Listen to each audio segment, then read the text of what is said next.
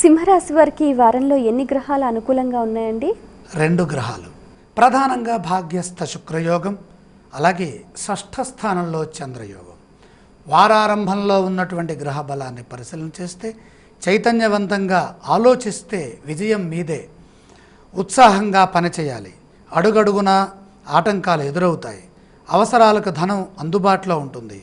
ఖర్చులు తగ్గించుకుంటే రుణ బాధలు ఉండవు. పనిలో బద్ధకం రానియకండి. ఒత్తిడికి గురికాకండి. శుభ ఫలితాలు వారం మధ్యలో వస్తాయి. పట్టుదలతో ముందుకు సాగండి. ఒక సంఘటన విచారాన్ని కలిగిస్తుంది.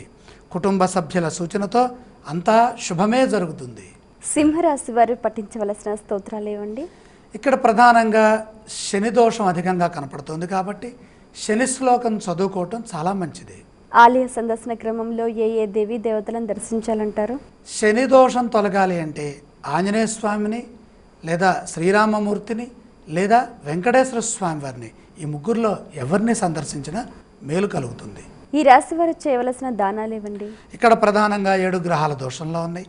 ఇందులో ఉన్నటువంటి దోషాల్లో ప్రధానంగా జన్మస్థ రాహు గురు దోషాలు కాబట్టి శనగలు దానం చేస్తే గురుదోషం తొలగి ఐశ్వర్యవంతులవుతారు.